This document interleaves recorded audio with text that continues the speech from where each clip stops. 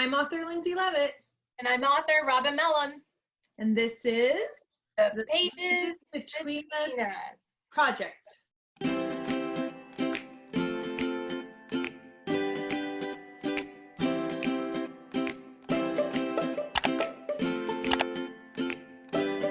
So we hope that you found your buddy for this project. But the first thing we need to do before we start to create is to figure out how we create. That's right, Robin. Not everyone thinks, learns, and creates in the same way. So before we write anything, we want to host a little getting to know you party with you and your co-creator. So not everyone creates in the same way, and our process is a little different, just like personalities are different. So we're going to introduce you to 6 different types of creators that might be similar to you. You can try to figure out which one you are, and at the end, Lindsay and I are going to tell you which creator type that we are like. You want to figure out your own style and then have a fun conversation with your co-creator about theirs. This will help you because your styles are going to be mixed together and you're going to figure out how to play to both of your strengths. So, what kind of creator are you? Okay, so the first type of creator that we have is, we call her Cinematic Carmen, with my scarf for some dramatic flair. So if you're like Cinematic Carmen, then you tend to write it all down. You want to see all the images of what's going on. You love pictures, you love graphs, charts, paintings. You really like to find patterns and solve puzzles. You're very visual and you like to see what it is that you're going to be writing about. That is Cinematic Carmen. Creator type number 2 is Kinesthetic Keenan. And Kinesthetic Keenan goes out into the world and they like to touch things. They want to learn by actually doing it first. They might make a collage. They might be very into visual artistry. They also tend to be a naturalist where they want to be outside and observing the world around them and actually being a part of the world around them. They also tend to be very active. They might be very into athletics. It might just be something like, if you were to explain to me, Robin, how to bake a cake, I couldn't really learn it until I actually baked the cake. So it's the doing that this creator type, that's how they learn. All right, next up we have Chatty Charlie.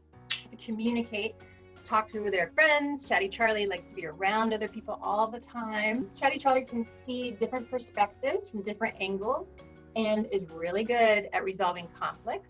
Can also sell you on ideas. If you're trying to explain something, Chatty Charlie can just use her hands or his hands and all of this flair and explain everything to you in a way that you think that I have to do that. Chatty Charlie can be quite charming as well. So creator number 4 is Auditory Avery. Robin and I are kind of laughing during this because we know what each other's creative styles are. So some of the points that we're making, we might be talking about each other. You don't even know it yet. Auditory Avery is verbal and musical. They talk things through out loud. They learn by hearing and they learn by saying. They are linguistic, meaning they love language. They enjoy debating with others. They give maybe a persuasive speech. They explain things well. They often use humor to convey their points or their thoughts. They are very good at memorizing, at writing stories or writing speeches and giving them. Avery can hear things and say things. Sometimes it might just be the hearing that you need, and sometimes it might be the saying that you need. Either way, that's Auditory Avery. Our 5th creator is Dreamer Drake. Dreamer Drake is a thinker, really likes to go outside to do some walks, might wear a hat like this if there's some cold weather. Dreamer Drake gets all of the ideas maybe from nature in a lot of ways, really likes to think about things deeply. And Dreamer Drake can really understand emotions, how people feel, read facial expressions. They'll internalize that information and really kind of take some time to think about something. They really enjoy solitude as well. So if a creator is trying to figure out what I'm going to do next, the first thing, if they think I'm going to go take a walk to go do this, you might be a Dreamer Drake. Logical Lila is a planner. They are mappers. They are outliners. They are problem solvers. If somebody is a logical Lila, when they are writing especially, they're very good at plotting out a story. They enjoy experiments. They enjoy hypotheses. They enjoy relationships with numbers or patterns and reasoning. Somebody like what's behind me here, my plot mapping wall, a logical Lila would find a lot of joy in this part of creation. And that is our final creator style of those styles. And again, we don't have to be any one of those styles. Most of us are some kind of a mix based on the kind of project we're working on. But of those styles, which one do you feel apply to you? Okay, so I feel like I am a mixture of 3 of them. I'm a little bit of cinematic Carmen, because I do really love images and pictures, and I kind of look up pictures of things if I'm going to write about a place. I have to go look it up and get a feeling for it. So a lot of times I'll put things up around the room and everything that kind of get me into the feeling of it. Kind of dreamer Drake as well. I do like my solitude. I do like my walks. I love nature. I tend to work things out like by myself. But I'm also pretty logical. So I do like to plan it, map it, figure it out. Like I do love your wall behind you. What about you? So what kind of creator are you, Lindsay? Well, I am an Auditory Avery.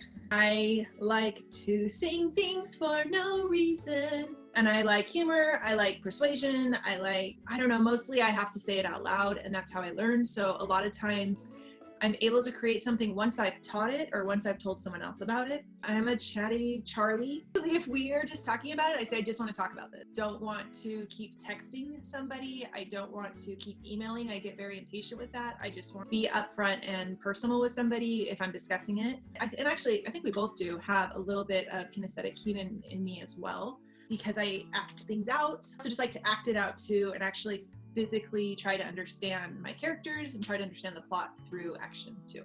When we were writing our book together, I noticed that these things kind of came up in our own creative styles. So for you guys to know, when we were writing the book, there were a lot of times we would be on the phone sometimes, and Lindsay would talk and go, what if we do this next? What if we do that next? And she really needed to just talk it through, and maybe this, maybe that. You know what I was doing the whole time? I was typing it all down. I was capturing all of her thoughts. I would typically say, well, let me think about that. And I would look at it and rewrite it and come back to it. I had a little bit more like introspective process, I would say. Yeah. I feel like I was always more, the idea came to me right then, and I didn't think about things. Robin did all the thinking for the both of us, because mine was just more kind of off the cuff, and then Robin would write it down, and then later we'd be reading through something and I'd say, did you write that? And she'd say, no, you wrote that. And mine was just more like an actual brainstorming session. And Robin was definitely more of the deep thinker, and she was definitely more logical too, I would say, of the two. So you kind of helped give structure. There was this balance to it. So that's what happened once we realized that we had our own style, was that, there was so much spontaneity that you brought to the project that we ended up doing things in that book. We did some really weird things in that book that I never really thought to do. You have to read the book to see, you'll find out.